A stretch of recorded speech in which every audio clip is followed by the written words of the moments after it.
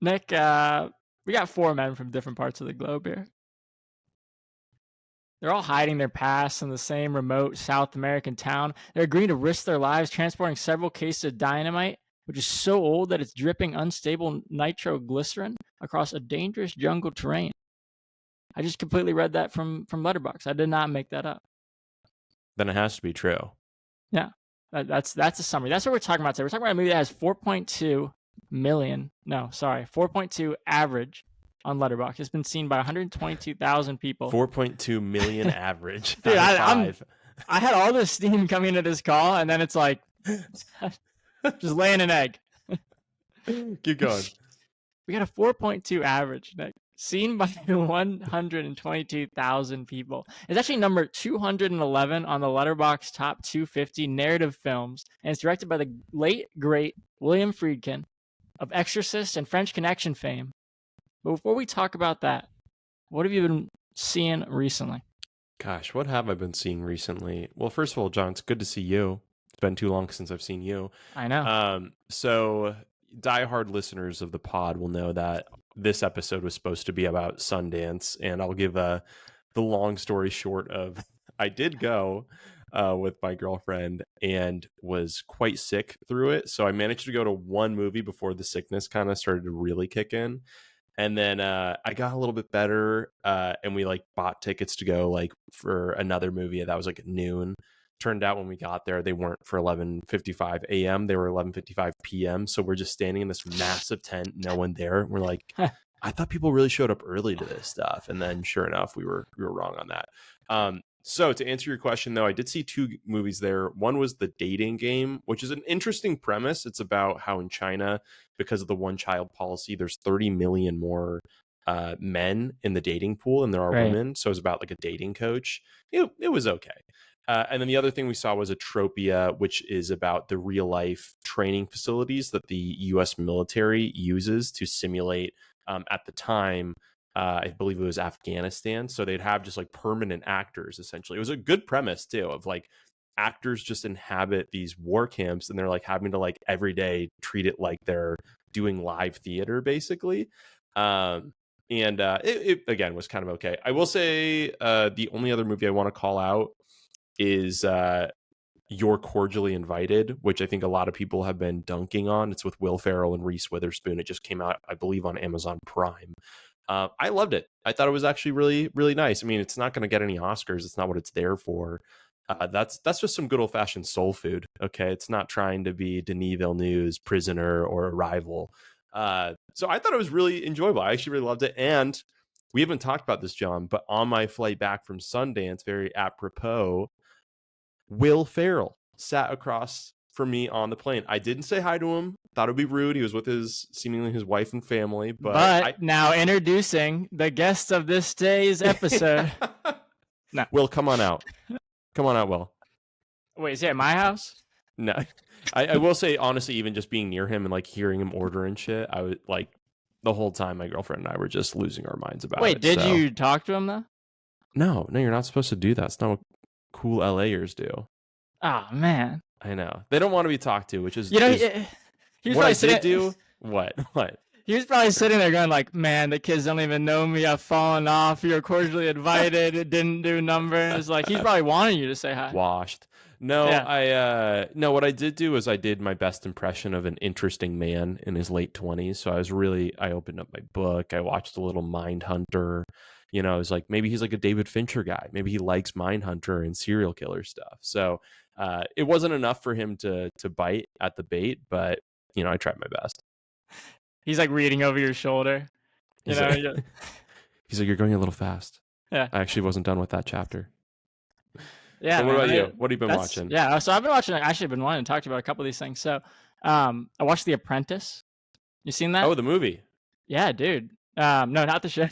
Yeah, I was running back some episodes from 2012. Like, wow, there's like a lot of those. I think. Yeah, I was just running a couple back. Perez Hilton. Yeah. The movie. So I actually totally understand why more people have not seen this. Like, I get not wanting to immerse yourself in Trump media right now. I totally understand that. But this movie is really good. and like the performances are really good. And I think in like 20 years, this is going to be like the definitive Trump biopic, like that tells us, Really? yes, like who this guy is, what drives a person like this. And that is so interesting to me. Like all politics aside, of just like a character study of this kind of guy who moves up in this like fast-paced New York, fast-talking world, and how he in the position he's gotten to now. Man, what a movie! It's like crazy. Well, I actually want to just I haven't you're the first person I've spoken to that's seen it. Oh, okay. I'm curious, like, what is that depiction?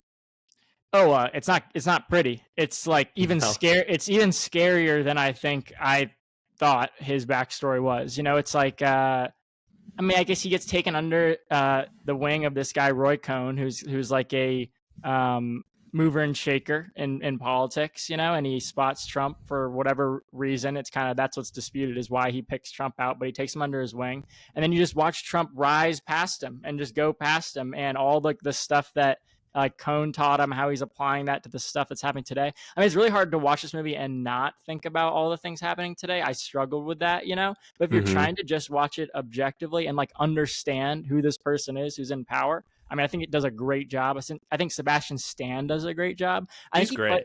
He's so good. And I think he plays this role in literally the only way that you could do it without like losing half the audience. Like he's not doing any joke. He's like giving it just a fair shake. And like you decide if that scares you. And to me, it definitely did, of like the character he was portraying. But some people might watch it and not feel that way. I don't know. Super interesting. Okay. Yeah. I'll have to give that a watch. I'll let you know. I think you should. So yeah, I watched that. I saw I'm Still Here, which I thought was great, and I think you should see too. It's that Brazilian movie that got nominated for Best Picture.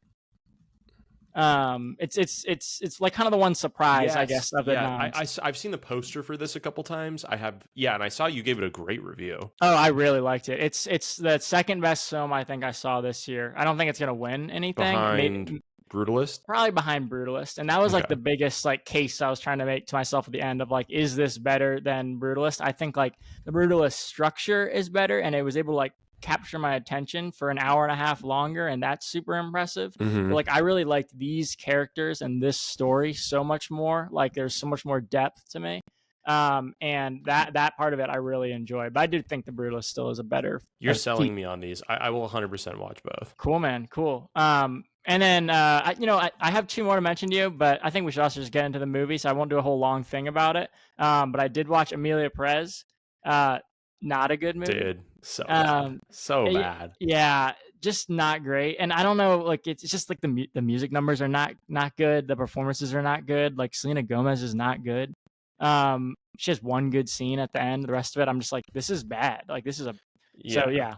It's also, I mean, I just say even like at its core, like the plot of it is like, I don't know if I said this on the last episode when I talked about it, but it's about like a warlord that you're supposed to empathize with because of their like body dysphoria or gender dysphoria, I believe was the term. It's like, okay, well, that aside, it's like they're just not, I mean, presumably this is like a guy who's killed dozens, if not maybe hundreds, or been responsible for their deaths. Like, anyway, a little. No, you're spot on. And I spent so much time thinking about it. Actually, I thought about that movie so much, and I was really trying to like write out my thoughts on it because I think it's like that Jacques Gardier or whatever his name is. I think he's like literally just dropping a hand grenade into the culture and saying like, let's see what people will root for. Like he's doing like a kind of your typical like crime thriller. He's made it like very operatic, and at the center of his story, it's like a person who like now people aren't sure if they should be rooting for or not, but it's like,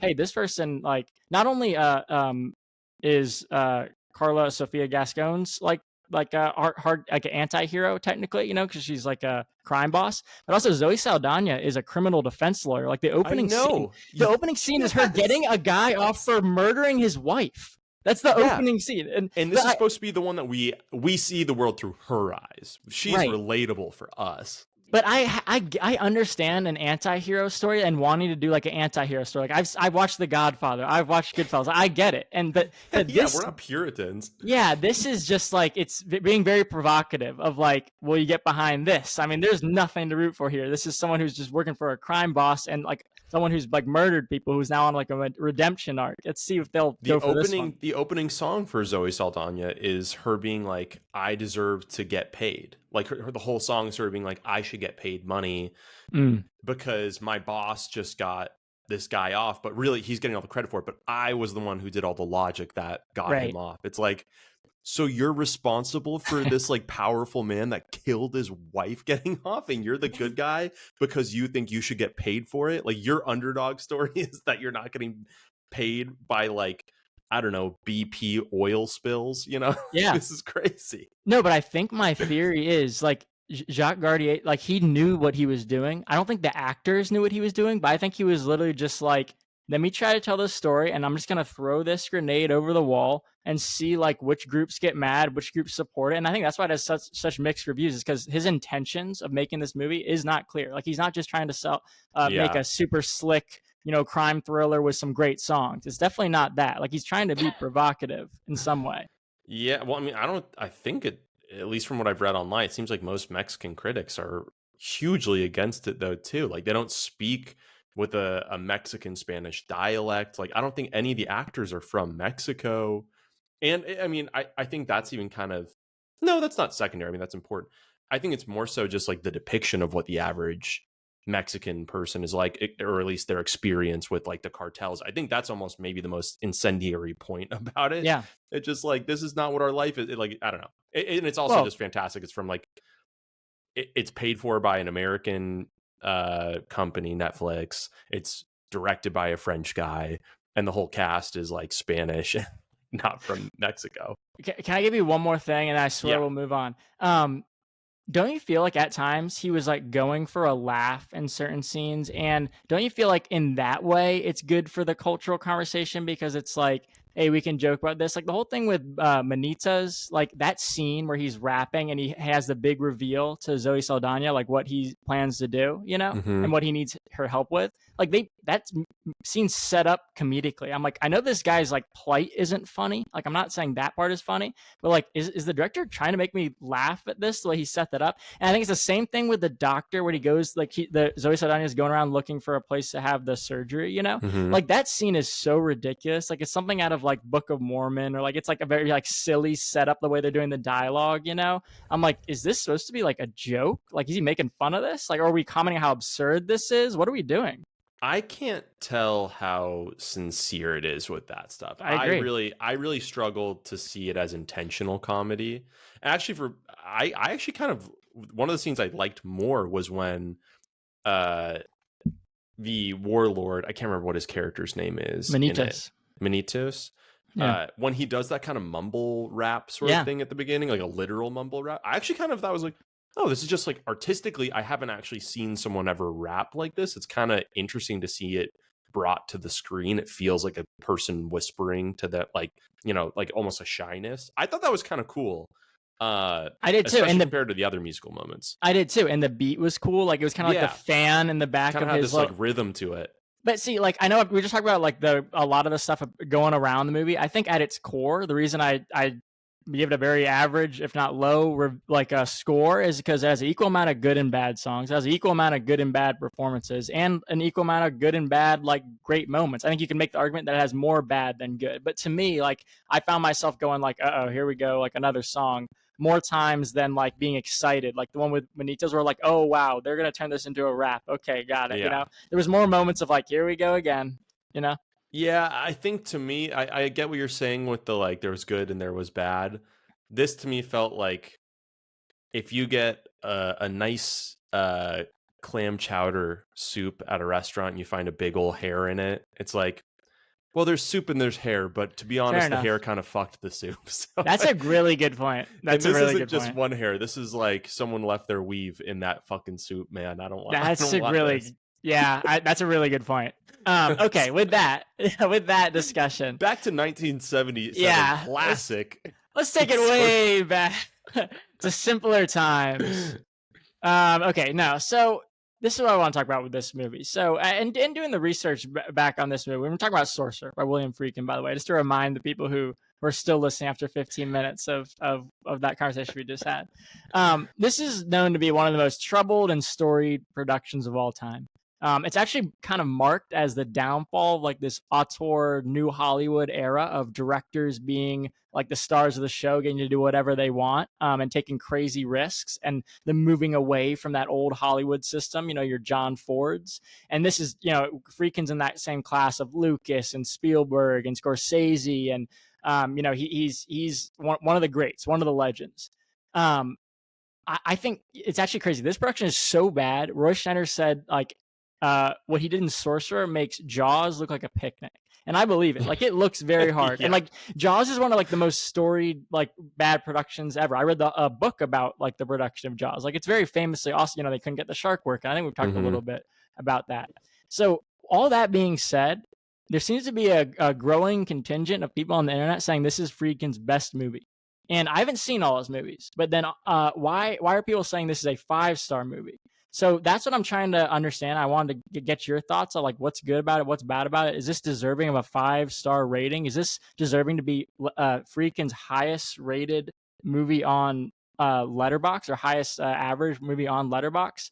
That's what I'm not really sure. If people are interested in the production, all the crazy stuff that happened in filming this movie, there's a video called WTF Happened to Sorcerer. Joe Blow Originals. It's a great video, 15 minutes. Check it out. Yeah, we can link to that in the description too. But I mean, it's a great question, John, and I should be forthright. I haven't seen a bunch of. There's a lot of Friedkin movies I haven't seen. Same here. But what you were saying just a second ago about you could tell watching this, like after having read that the production was brutal. When you watched it, you were like, "Yeah, that's so believable." I think that I felt the same way, and I think that that's actually like a great thing because it just makes you feel like everything that's going on in it is so much more realistic. And I think especially nowadays, in both television and film, it's gotten so expensive to produce a film and get it to the finish line that you can really tell on a lot of different movies they do not go on location when they're supposed to be in a certain area. Like you'll see Den of Thieves very clearly was shot a couple times in like Georgia because of tax incentives when it's supposed to be in LA and things like that's just the tip of the iceberg. But with this one, you could just see like all of those jungle sequences look so fucking brutal, and I don't think you can really simulate that on a soundstage or anything similar to it.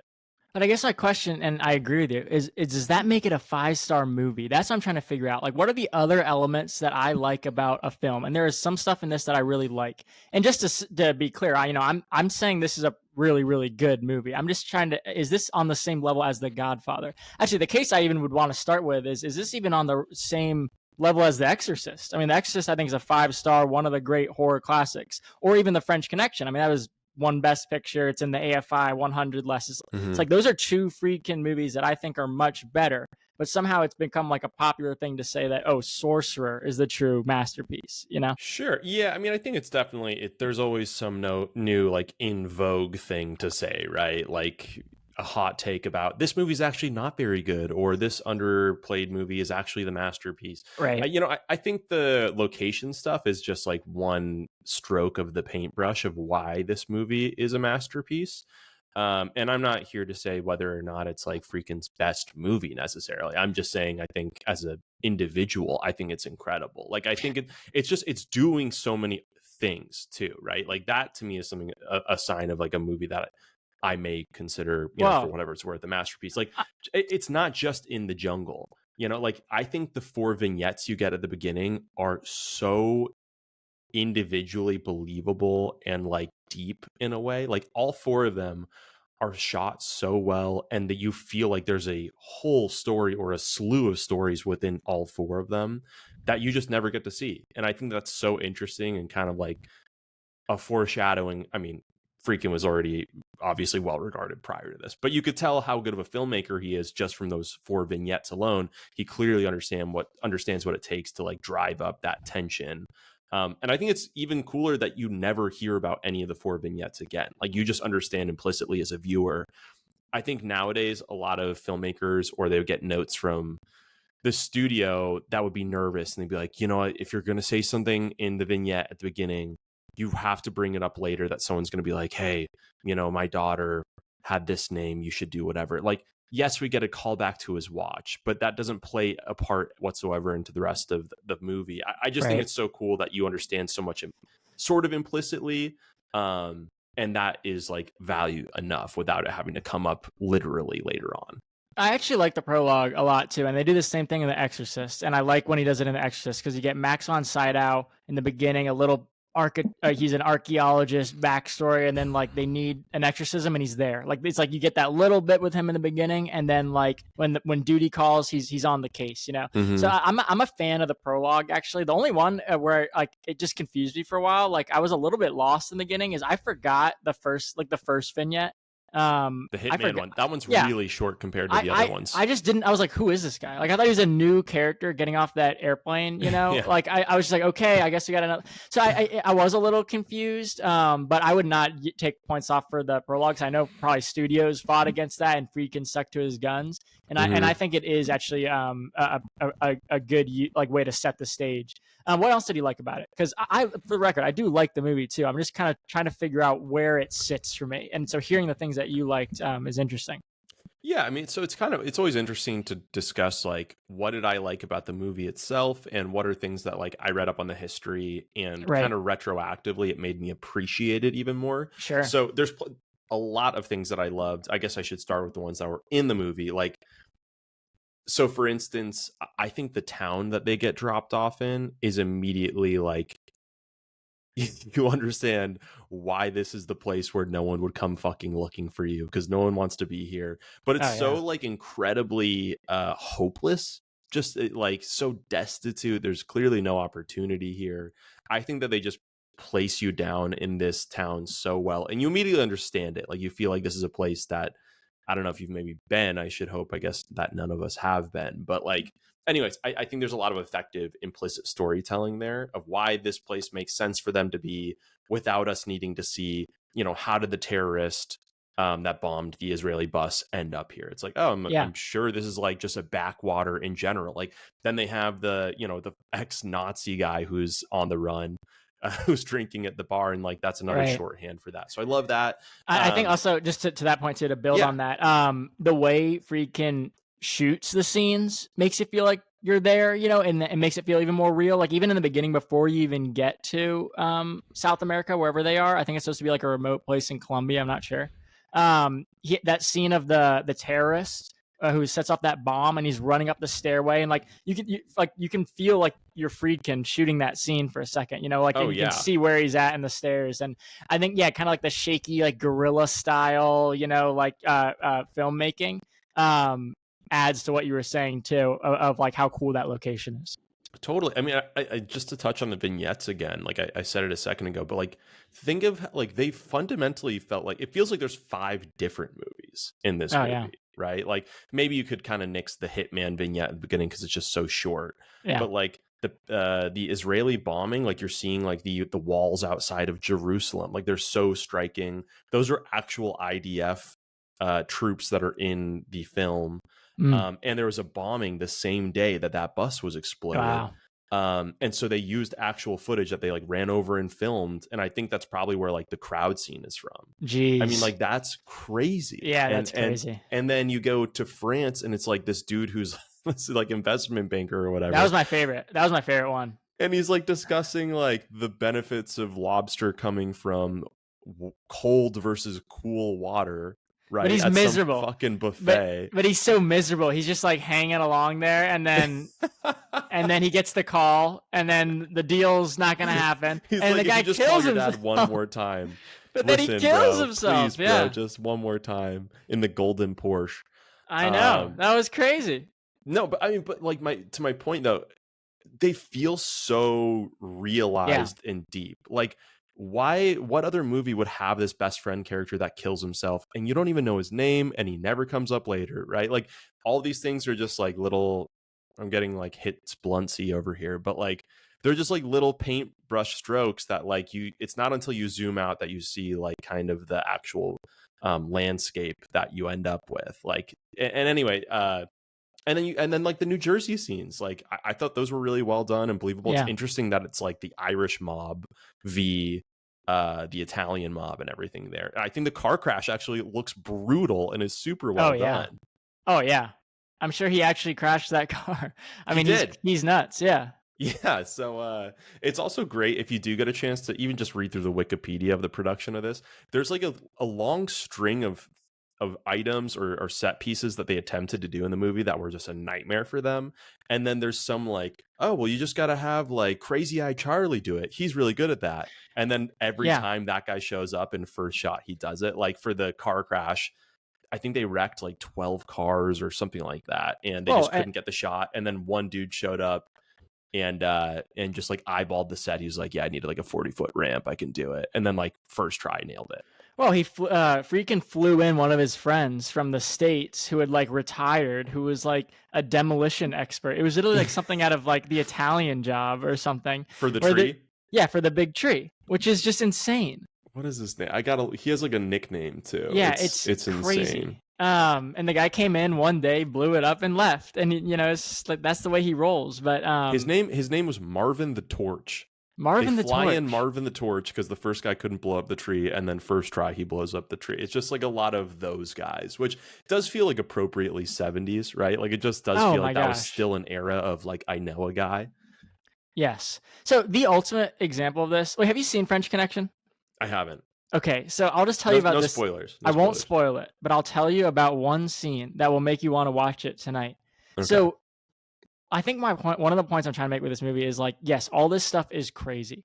And like, as I'm watching, I'm trying to understand like, how did they do this? Like when I'm watching the bridge scene, I'm like, this is insane. Insane. You know, like, We haven't even talked about it, but no, I know, but I'm setting something up, so it's like this is crazy. But then when I read about it, I'm like, oh, they used like hydraulics. Like, okay, that makes sense. They made like a hydraulic bridge, and there's still risks involved, but like you can kind of tell, like as you're watching it too, of like it's leaning a little, like it would have fallen over the side. There's a little bit of like, okay, because like when I watched French Connection, I was honestly so blown away. Then I was like, wait, no, I do not know how they do that, and I have to find out now. So there's a scene in French Connection where he's just driving through traffic. He's going 26 blocks through pedestrian traffic, going 90 miles an hour, and just in the city. And there's no permits.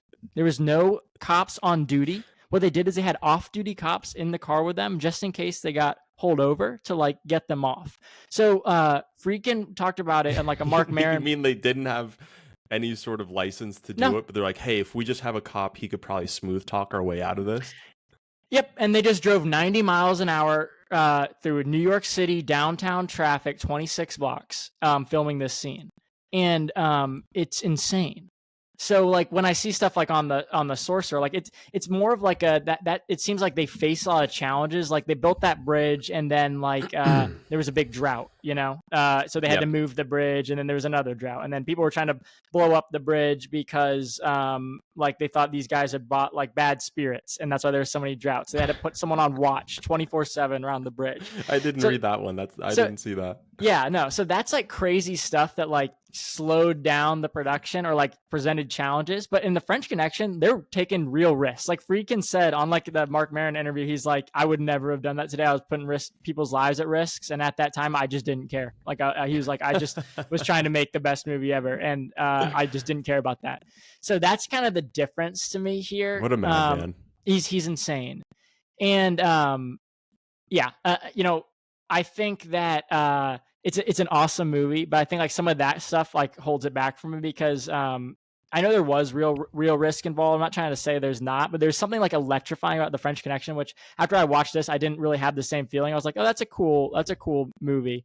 And that's kind of where I landed on that. So, I mean, for me, I was completely bought into the bridge scene. I am the statistic. I am part of it that I could not look away.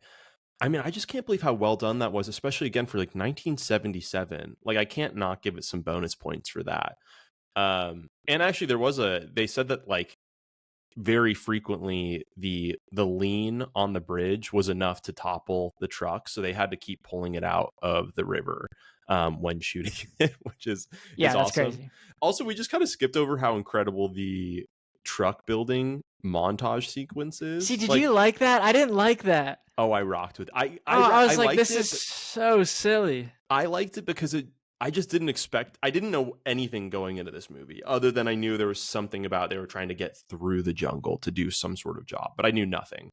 And when that was going on, I was just like, oh, I did not expect this movie to have this change up. This is kind of like a spitterball they've got on us. See, I know that this movie came after that. Like the movie I'm about to reference came after Sorcerer, so I know that. I'll preface this comment with that. Okay. But every time I see a scene like that now, it reminds me of like Mulan, where it's like they're getting ready to defeat the Huns, and it's like the training montage, and like I don't know. I'm like, okay, we're building a truck.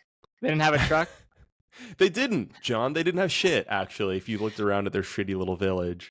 They didn't have anything. I appreciated it more when I listened to that Freakin' podcast because, like, he knows that there's like plot holes like that. Like, why are these guys building a truck? Why are we even trying this mission? Like, this thing would have blown up 25 times, And he doesn't really care, and I do respect that actually. I'm still a little confused on what the message is at the end, but I'll come back to that later. Do you have any other good things that you wanted to talk about?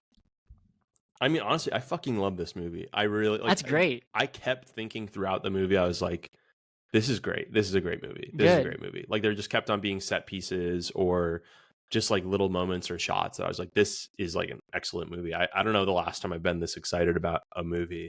I almost feel like this is going to be the new, because I was for a long time, The Witch was a movie I'd recommend to people because I feel like, certainly a lot of like movie people have seen it, but not everyone has. And I just thought it was kind of underrated. I think this is going to be like my next tier of that. Bro, that's great. And I don't mean to take the air out of it by the way I set up that conversation. Well, you already have, John. So I know. It's too late for that. I don't want to try to do that. I want to understand it in its place because I really like it too. And actually, I'll mention one more thing that was one of my favorite parts, and then I kind of want to talk to you about like what it means. Is like this, like the first, like the whole movie that goes by, right? They're driving. I don't even know how many days pass by, maybe 3-4 days. I have no idea. But these guys are in the car together. They're not sleeping. They're in the car, whatever. They're not talking at all. There's no conversation. Mm-hmm. There's no there's no questions. It's just locked in. They're locked in. They're to the job. locked in. The second any emotion comes out, the second one guy asks a question, it just immediately tire pops and the truck blows up. So the lesson I took away is like never ask your coworkers about their family. Like just keep personal life at home. But I just love that, like that, and I think that's so intentional. Of just like these guys we're not going to show anything between these guys, and then like, oh, like what's your wife's name, and then just immediately they're both dead. That's so funny. Yeah, it's like, yeah, I've got 2 sons. Just immediately explodes. Exactly. It's actually funny you say that. I didn't read it as that. I actually kind of read it as the cruel irony of fate and the universe, and like how completely unsympathetic it is to like, if there was any justice in the world, I should have died on the bridge, or I should have died when we were setting up the dynamite. And no, my tire randomly pops separate from that, and I just immediately explode. Which I also feel like is what the ending is getting at a bit as well. Like these 4 men, by the very nature of living a life that led you to be here, and it's not just these 4 guys, it's anyone who was not born here but like fled to this place, you are essentially damned beyond redemption. Like there is no saving yourself at this point, even if you think coming here would do so. Like all 4 of them willingly came to this place, right? And all 4 of them are like, I need to leave. Well, would you say they willingly went to this place? Because I would have a slightly different read of like especially like Roy Schneider. He's not ready to go. He gets like forced by that last guy, the guy who shows up at the end of the movie. So like, I don't know. Is it like making the most out of a bad situation, and like trying to get some money, even though you're like to your point, even though like it's all over? I guess that's another read of it. Yeah, no, definitely. I mean, I meant that they are there of their own volition, right? Like they weren't like captured and brought here. Right. I see. They are like, this is a product of their circumstances, are a product of their actions in their life. Yeah. So I don't know. I think a lot of things I liked about this movie, a lot of things I even loved, I would say. I do want to say one other piece that I really enjoyed. So because we were talking already about how intense they are when they're driving together. It's like, I love how many scenes there are of them, like these dudes just screaming at each other, like especially in the rain. I think when the guy falls on the bridge and you think he's going to get run over. You don't know what's happening. Like, I just think so many of those things are really well done. But I do love that, like, they're essentially strangers, and they all at various points almost seem angry enough and like tightly wound enough to maybe just kill a man just because, and they never do it. And I felt as a viewer, I always believed that they would, like, it was believable to me that they wouldn't, because they're all just so desperate. Like, I think they laid the groundwork so well with how terrible this like corporate oil town is, that I think that if they didn't do that, I would be like, why don't they leave? Like, it would almost get a Right. little unbelievable. Why? You have to really set the stakes well to understand and believe that these guys would go on a suicide mission like this. Yeah, and I think from reading what Friedkin's like intent with this film was, that seems like it's the question. So this, I'm sure you read this too. Is like it's a 1950 French novel called La Saurie. I don't know anything about French. Never done one lesson on Duolingo. And there's a 1953 film also adapted this book called The Wages of Fear, and some people think that one's better. So Friedkin's trying to adapt a story and like say something new about an old story is the point. And I think what he's trying to say is, okay, this is 4 people from different backgrounds coming together for an impossible task. This task is so impossible that it will literally blow up and kill them if they don't do it perfectly right, and they have to work together to get this done.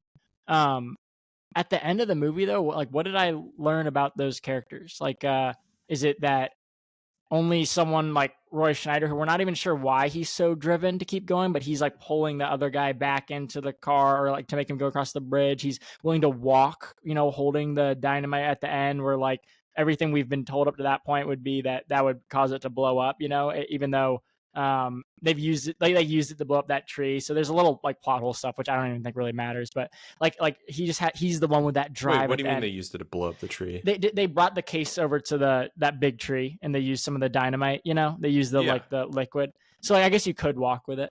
I guess is my point. Yeah. Like, but I think they're trying to show like, okay, he's the one, the last man standing, who was like able to persevere and like complete the mission. But what does that tell me about like how we need to come together to work for an impossible task? Is it that only the one strong one will survive, and like you have to just keep going even if everyone else dies? Like, I'm just trying to figure out what I'm supposed to take away. Yeah, I mean, I think that it's less about the task and more about the characters. Like, I think it's very easy in any movie or story to paint any character with like a handful of, and by a handful I mean maybe 2 or 3 defining traits. And in those first vignettes, they really do paint a defining characteristic for each of these characters that you see glimpses of certainly over the course of their journey, but by and large they don't really end up being relevant. And I think in some ways the story isn't trying to prove, it's not about the activity that they're undergoing together. It's like what it shows of them, which is that like these are like varied men who in varied moments will do varied things. And like one of my favorite I think the quote from his wife in the beginning, when she's discussing this soldier, and he's like, oh, like, well, he's just another soldier, and she says like, nobody's just one thing. I think that was intentionally one of Friedkin's kind of theses for the movie, and I think it ends up being true, because I mean, on its surface it's kind of incredible to make a movie that's centered around a terrorist, a hitman, a like fraudulent banker, Is and this some are guy we talking about Emilia? Is this Emilia Perez? It could be. I think that's why that movie. We'll parking lot that one. Yeah. But I mean, I do think it's interesting. It's like all 4 of these characters are not just exiles; they're bad men. Like, and they're bad men even amongst their bad environments. Right. And so the question. Sorry. So the question is, can these 4 bad men come together and complete this task? Did we realize that at the end? It seems like no, they couldn't. Only one survives, and he gets to keep all the money. And I think he survives because he had a little bit more in him to like keep going, or it's luck. I don't know. I think it's luck. I think that that's the bigger piece. But then I think it's not even luck. I think the epilogue is really about how there is no luck for guys like these. Like, and maybe you could say, you could be nihilistic about it, and you could say it's all pointless. It's like, okay, like I succeeded at something, and then I had a heart attack on like the 1 yard line, I Right. think it's more so that these guys are damned because of the actions they took, and they were never going to escape them. Yeah. Yeah, and I guess I think that's part of why it didn't do well from what I've read. I mean, I obviously wasn't there, but this came out the same year as Star Wars, right? So Star Wars, Tough beat. yeah, I think came out a week before, right? So if the ending and like the result of this movie is a little bit nihilistic or unclear, I can see why it wasn't as big of a hit at this time. Mm-hmm. Now also this is the same year that Taxi Driver came out, so maybe that's a bad theory. But yeah, I guess personally then for me, that nihilistic ending of just him collapsing and then that guy shows back up. So actually, let's talk about that ending for a second. So that's the guy who sent him away, right? He shows back up at the end in the taxi. Along with one of the Italian enforcers, it appears. Right. And it's implying that it's like you do all that and make your money and then it's still over for you. Yes. Yeah. I mean, Well, I mean, that's I a think tough ending. it's a tough ending. Honest, I love it. I think it's great personally, but I love a nihilistic, darker film. Um, I think something that kind of even supports that theory, though, about the kind of partially nihilistic, partially almost like a karmic justice, is really, I mean, as much as this movie's about a group of men that are trying to do this seemingly suicidal task, it's also being driven by an American oil company based in wherever this town is. And they clearly don't give a fuck about any of the inhabitants or these four men. Like, I think there's an interesting point to the real villain of the movie, you could say, is the oil company, not just by virtue of the fact that it's working in oil, like you can put the environmental stuff aside, but more so in the sense of like, clearly it's working in an impoverished country and doesn't give a fuck about the actual lives involved. They're here for the resources. Mm-hmm. And so I think by the fact that it's never really brought up, there's never any challenge to the oil group, right? Like you see all these torched bodies that they just put into plastic bags and Oh hand yeah. back, right? Or like the opening sequence of one of the four guys is they're lifting by hand the pipelines that are used for Right. the oil to transport it. Like, so I think baked into the story, there's a really dark tone to it as is. And I think the nihilistic side just kind of feeds into that. Yeah, and as we're talking about it, I actually think I like that more now. So I'm trying to figure out why I didn't walk away from this as like that is amazing, like 5 star. And I don't know. I think I was a little maybe I set my expectations too high for Mm-hmm. like the crazy risks that were taken. And I also had the background with the French Connection and was like, whoa, that's like there's a scene in there that's like probably the highest stakes I could see in a movie. So then I guess it is hard to top that when you've seen that too. Um, but also, yeah, I guess I struggled a bit with the message. And if the message is just this nihilistic view that, you know, four people with different backgrounds coming together, but ultimately uh, it doesn't work out, I guess I got to be okay with that. And yeah, I don't know. I wanted to ask you like a couple of things though. So, like, why do you think Roy's character was more driven than others? Is there anything in the vignette that made it be that he was the final guy standing?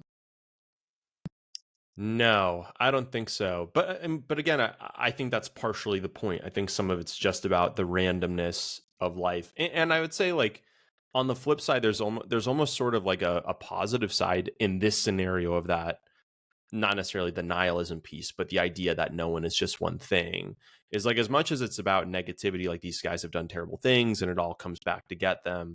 There's also something kind of good about the fact that all four of them have lived these horrible lives prior to being here. Mm-hmm. And we're not really exposed to any of their ugliness once they start their task. Like they Right. actually work together pretty well. And like even the hitman Well, he kills to defends get in the, him, right? but he kills to get on the crew. So you get a little bit from the Sure. hitman. He's probably the Yeah. only one though. It's a good point. I didn't think about that. So anyway, yeah, I think there's something actually kind of weirdly sweet amongst that ugliness as well, though. You get to see these men do actually heroic things, even if it doesn't save them. I like that aspect of it. And then I guess I just wish they interacted more. Like why? What Mm-hmm. led the French guy to finally opening up about his family? Or the other guy to ask questions, or even just like the little like you talked about some of the great scenes on the journey, in the second half of the movie, and one of them is when they're going around that corner and the terrorist guy. Man, I should not say that, but like he's playing like a terrorist in this movie. No, right? he is. Yeah, I don't Yeah. think that So anyone would be upset about that. okay, good. Just making sure. He blows up a bus of civilians. What do you Yeah, call I mean, that? his role might literally be the terrorist, but I don't Yeah. want to offend anybody. I don't know. I'm sure he has a name. But there's a moment between them when he's like, "No, like you drive," and then the French guy is like, "No," and like that's it. He just like settles that whole debate. He's like, "There's no more." He's like, he's not trying to make a case. Like I just loved that.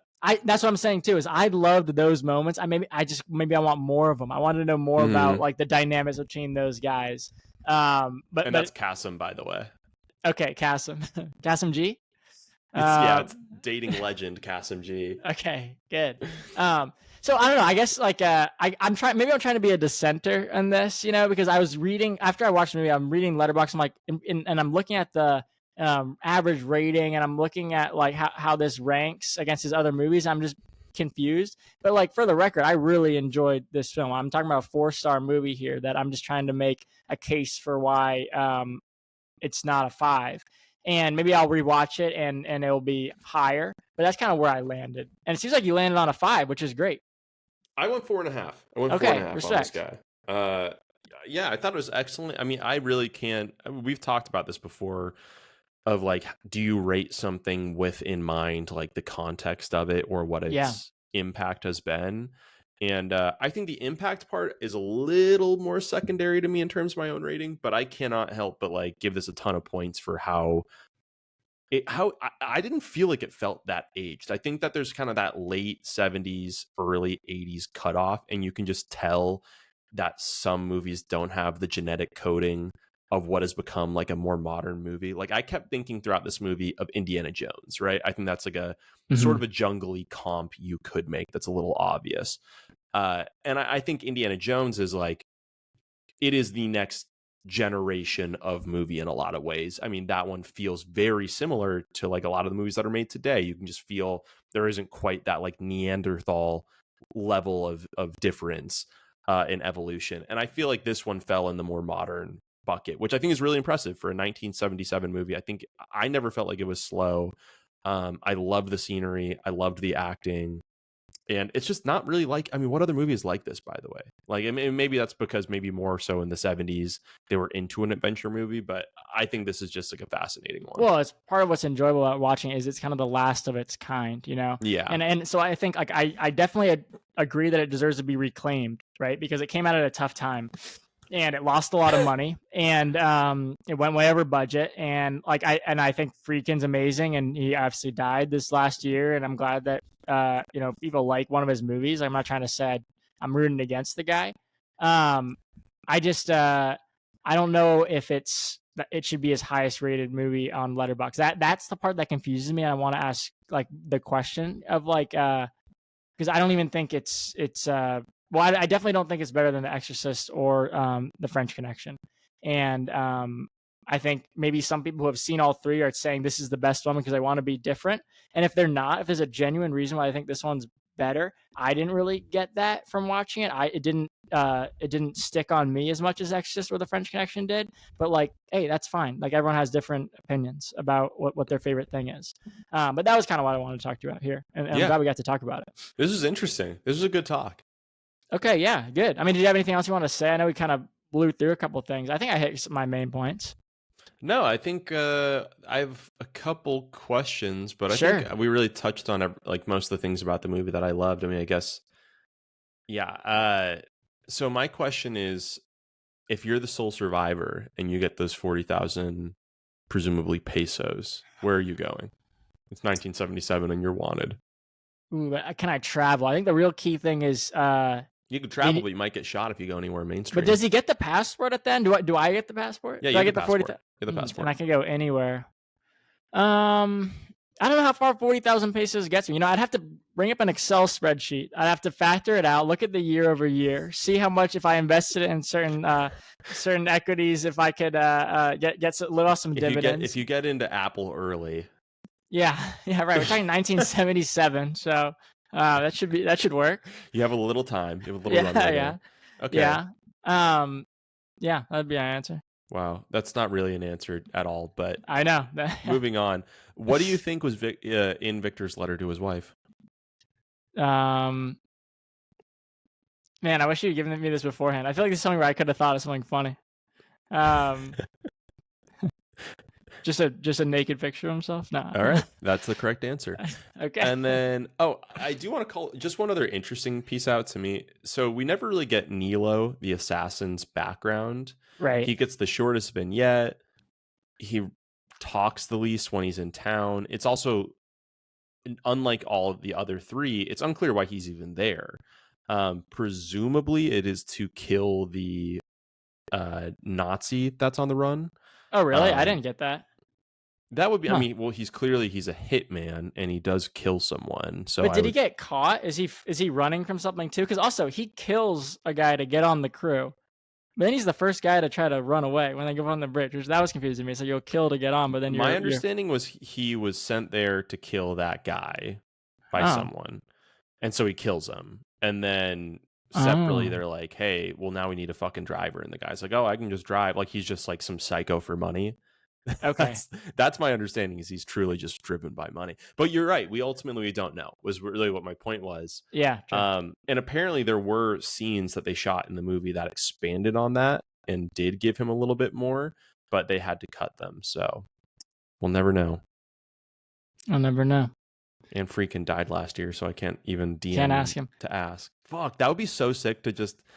I would love to live in a world, like people tend to get a little less relevant as they get older. And so like people that were greats and icons in their day become actually maybe a little bit more approachable than they once were. Like one's like, does Tarantino have to turn 120 and we're all like in our like 70s and 80s and 90s? That's when we can start DMing him and actually getting responses. It's interesting. He's become more of like a public figure. I mean, no, he was a bigger celebrity when all his movies are coming out, but I feel like he's become more accessible, like his thoughts and whatnot, because all his interviews are all over YouTube. He's got his own podcast now. Mhm. Like, and I feel like more and more directors, even Scorsese's making like TikToks with his daughter, Yeah. It makes it like more, That's not enough. I want it to be for me only. No one else can see. I want to get a cup of coffee with freaking. You want him to do a cameo? Yeah. I wonder if you could pay a director of a cameo to be like, "Yo, listen to my podcast. We talked about you. Like, I'll pay you like $100." That would be so funny. Yeah, if they did a cameo, just get like a soundbite and throw him in there at the top, and we could just say featuring Scorsese or something. Or we could have got Will Ferrell. Be like, "Oh, Will, like he wanted to come on the episode, but he had like a conflict, but he sent us this message. It's like, hey, what's up, John and Nick? Like, sorry I can't be there today. Like, and we're like, whoa, dude, the dream. No, Will Ferrell would have knocked me out if I asked him. He's a big guy too. But I'm sure he would have I'm sure you guys could have had some back and forth, man. I would have probably been too nervous too, though. John, you're always watching some like esoteric bullshit from like 1950s French New Wave. I need you to watch one movie for me, and it's called You're Cordially Invited. It's the one that I mentioned at the top. I think you might hate it. I can't tell, but it would mean a lot to me. I'll check it out. And if I ended up in a situation where I was sitting next to Will Ferrell on a plane, I would not watch one of those movies you just said. I would pull up someone like Leprechaun Origins and just like see what his response is. Like just I could see him like look, yeah, he's like, yo, what's that? Yeah, I should have watched Elf. That's what my girlfriend texted me to watch. Like just middle of or end of January, clearly trying to get his attention. I can also see him though, like other people have probably done that, and then I could see him being like, "Oh yeah, that's me." Very funny. Yeah. Oh yeah, like so it's a gamble. It could pay off, or he could be like, "Oh yeah, that's the movie I was in." All right, John. Do you have anything else you wanna bring up on this one? No, man. I think I'm good. Let's close it out. We freaked this. That's good. This is our original target. One. Yeah, we were fine. So last video we got, I think, 2 million views. I think this might be a 5-bagger. Well, we took a bit of a hiatus, so maybe we lost our viewership. No, the demand is up, baby. The supply's been low. This is Econ 101. Yeah, that's true. Yeah. I think we're fine there, Lane. I think we're good. I think so too. All right. Well, we can wrap it up here. As always, if you liked it, please like and subscribe. And if there's any movies that you're thinking we should run through, please leave a comment of it. And we should hopefully be back next week. All right, Nick. All right. Thanks all.